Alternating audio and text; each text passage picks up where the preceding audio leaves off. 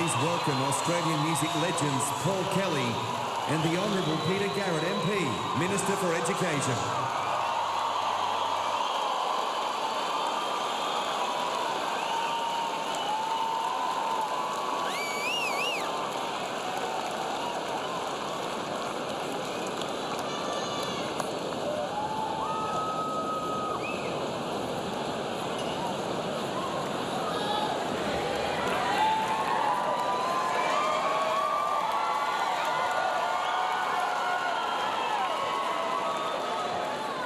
G'day everybody, it is a fantastic pleasure to be here tonight at these ARIAs, and what a special occasion for us.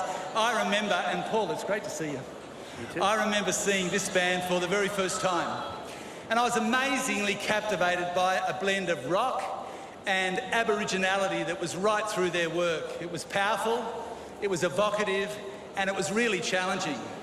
And Yothu Yindi's great achievement was to take their songs, their culture and their career from the remote regions of northeast Arnhem Land to the rest of Australia and then to the world.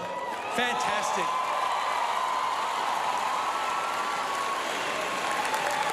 And you know what? Yes, they had a team, a good team to help them along the way, and everybody needs that team, but ultimately it was their vision, it was Mandawuy's vision, songs from the heart of country, songs of conscience that marked it as a special band, and a band that has laid the way for many others to come.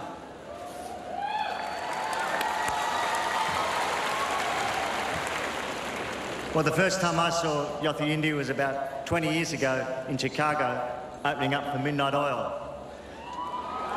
And I'd never seen anything quite like them before, nor had the audience.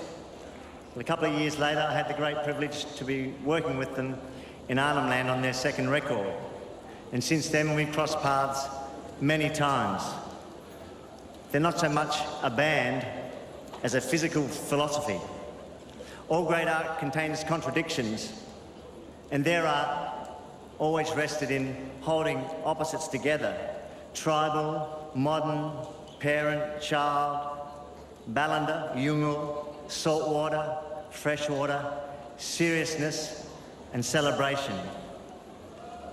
When I first got to know Mandawuy, I was struck by how many times he used the word balance. Well, for all artists, and especially Indigenous artists, balance is the heart of the dance. So long may Yothu Yindi dance.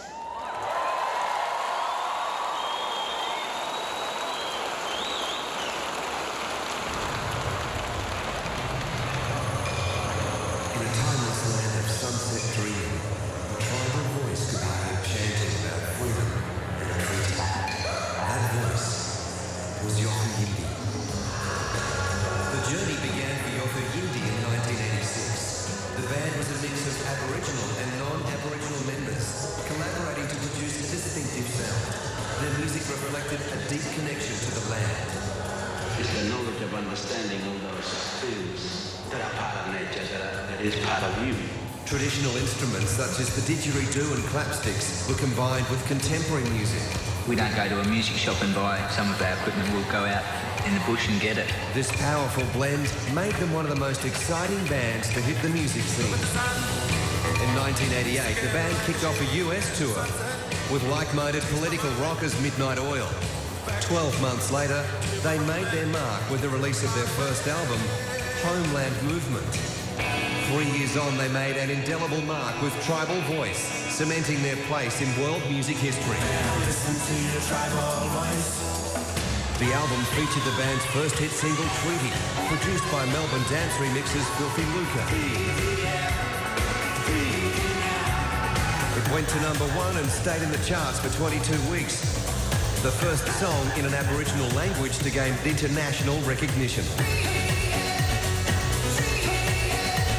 The song was written by Mandawuy, Paul Kelly and Peter Garrett to rally for progress on the treaty promised by then Prime Minister Bob Hawke. There shall be a treaty negotiated between the Aboriginal people, governed on behalf of all the people of Australia. And the winner, Treaty Yothu Yindi. Treaty was voted Song of the Year at the APRA Awards. Out of the 92 ARIAs, won Record of the Year, Best Single and Best Video. Thank you very much. Tribal Voice was voted Best Indigenous Record, and the success of the album took the band around the world. Mandawuy was named Australian of the Year for 1992. The world tour has added a lot of strength to Yothu Yindi music because we're in the forefront of telling the world about Indigenous Australia. The next single, Jumpana, took out 3 ARIAs in 1993, including Best Indigenous Record. Jumpana, Yothu Yindi. As the world celebrated the release of Nelson Mandela and the notion of freedom, so did Yothu Yindi. Their third album featured the singles World Turning and Timeless Land.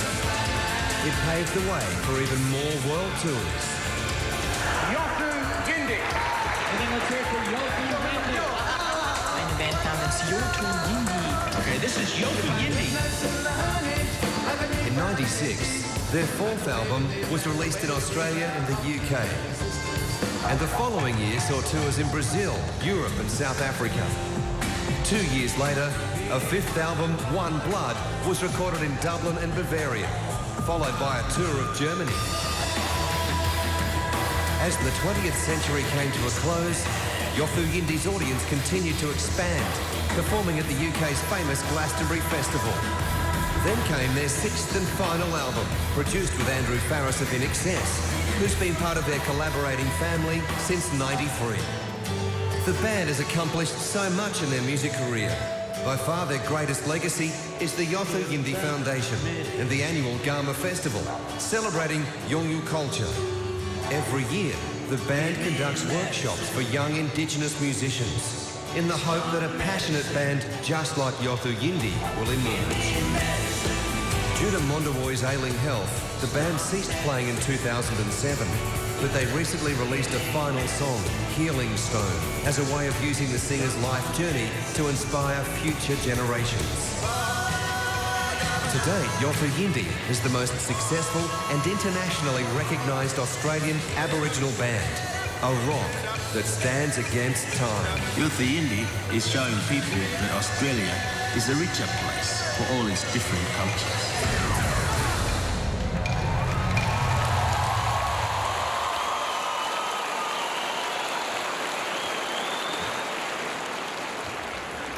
Ladies and gentlemen, please welcome to the ARIA Hall of Fame, Yothu Yindi.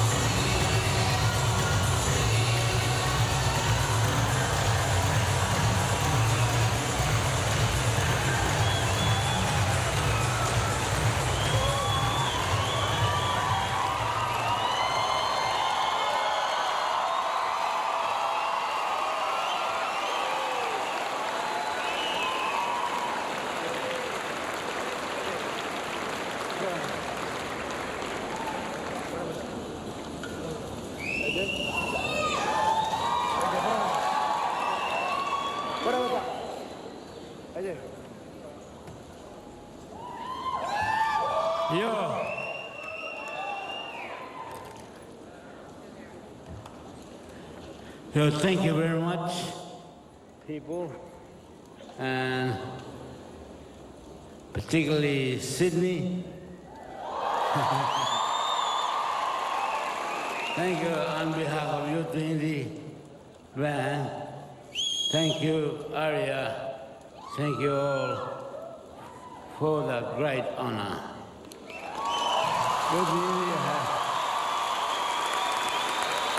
Yothu Yindi has always been about messages.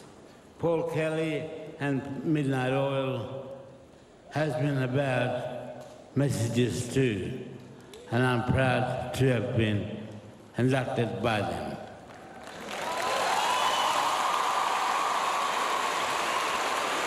Yothu Yindi from the start was about Indigenous culture, about Indigenous rights, about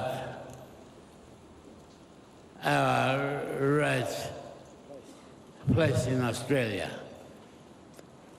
Yothu Yindi has been about messages and bringing people together, teaching Australians and everyone, and bringing them together.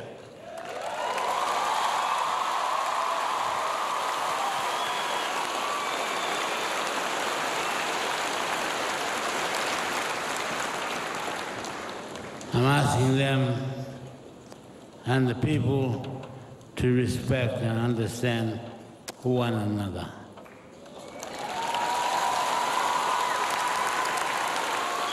Our recognition for people in this situation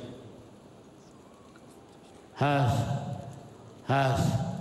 for the Constitution and ask for your support.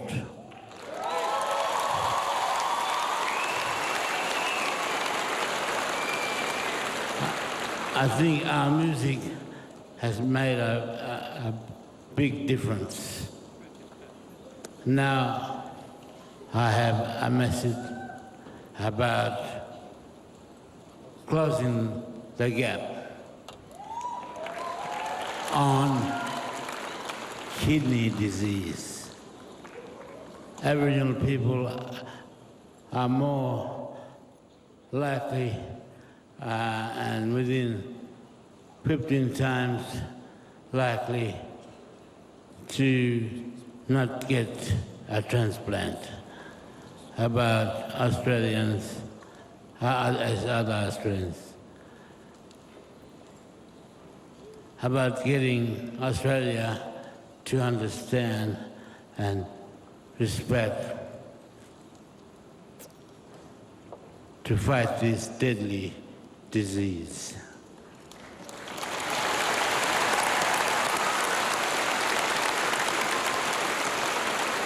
I thank the doctors and nurses who are helping to work for us to clear this deadly disease. I want to thank, I give a special thank to people, my wife, Yalmay,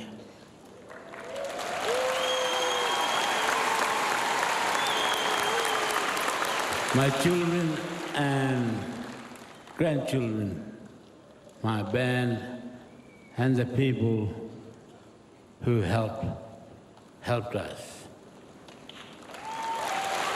And of course, Alan James, my manager, who has been with me and with us since all the way from the first song. Thank you.